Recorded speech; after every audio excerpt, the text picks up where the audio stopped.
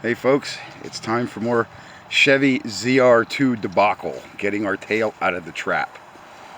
This is what she looks like. I'm crossing my intersections one last time before I switch totally to polyester, to a glazing. She's as good as she's going to get, except for around the bottom here. I'm probably going to pay a little more attention to that right in there. I'd show you the other side, which we did have some carnage over here. That was right before the snake carnage, the rattlesnake. I don't know if I'm going to be able to get this up and off of here, but that whole part of the bed is gone up there. And I don't know what to tell anybody. The other day I could not get this loose. I guess the sun and the rain loosened it up. So maybe I'll put a block of wood under there. But this whole spot right there is gone. So that's what I was doing here, as I crossed my intersections on this side. Now the difference is, by the way, because people asked me some mud questions the other day, and Dr. Bandy is actually a local doctor from the Pottstown area here, and he had called me. He's doing a Mustang, and he would like me to make a few pieces where he botched up the quarter panel. So I don't know what he's talking about, how you can, a quarter panel's a whole piece, but maybe there's parts of the superstructure that are missing. So I wanted to cover something here. This is known as my boogie board, by the way. I don't really know what a boogie board is, I just know the word. That's an old Echo.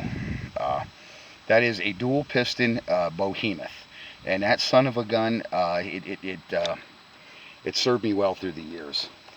And this is an old school DA. The only reason why I keep this around, other than the palm sander DA, okay, is that this is a dual action. This has grind, you can grind with it, and you can sand with it. And I have another thing here to cover with you guys too about these sanders. Yeah, the red ones were newer Snap-on.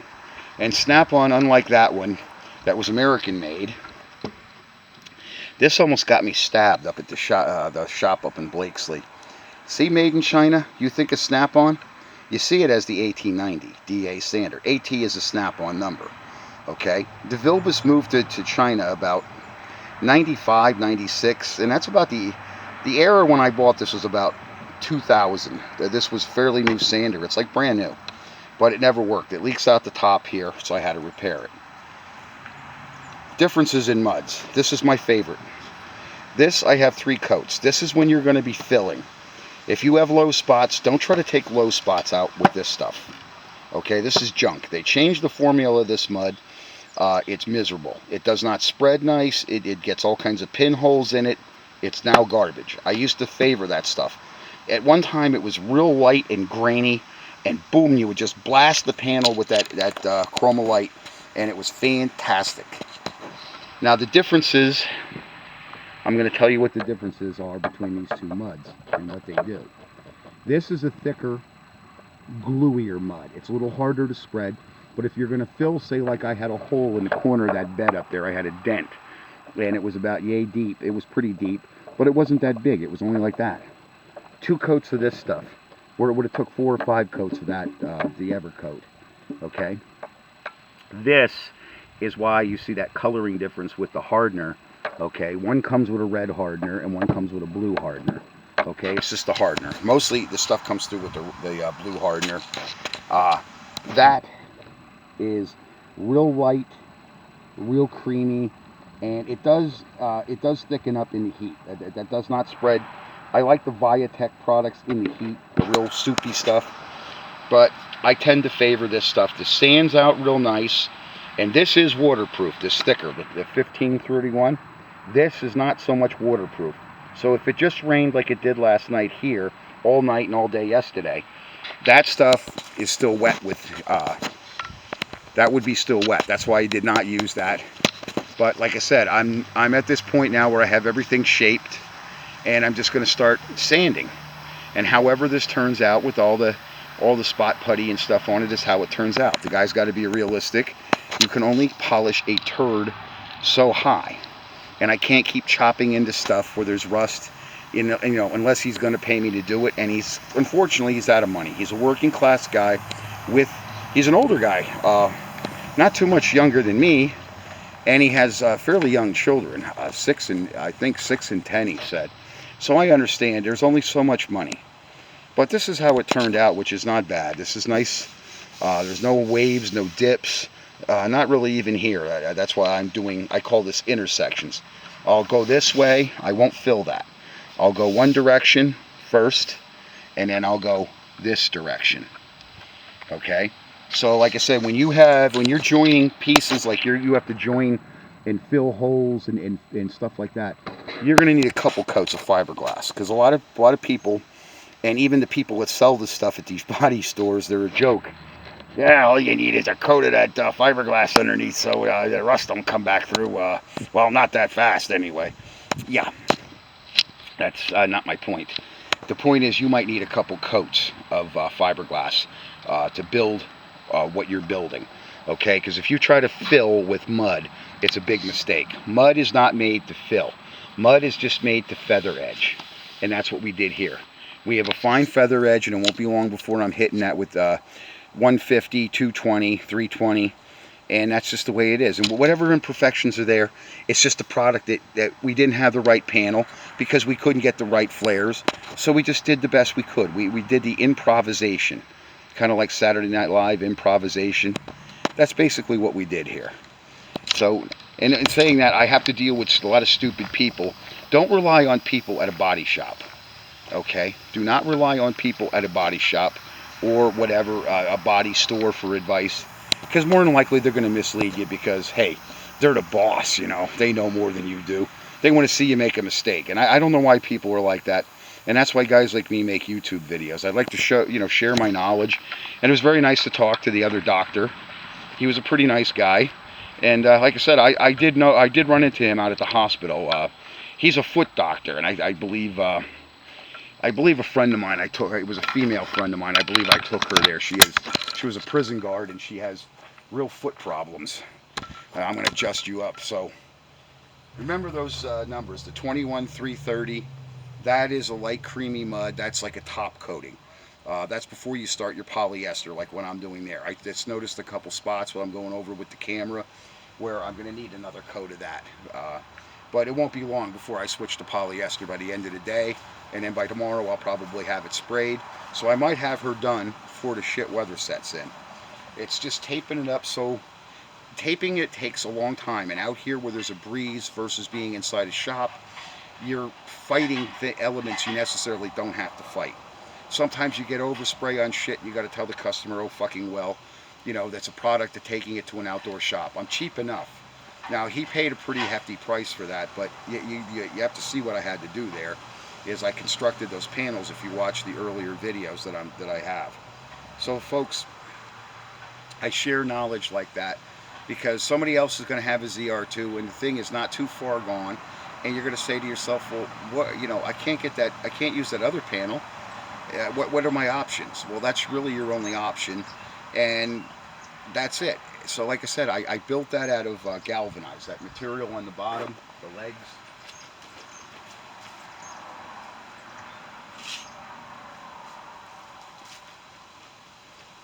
I had pieces about yay wide.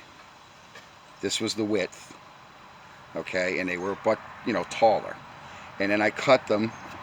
I made relief cuts.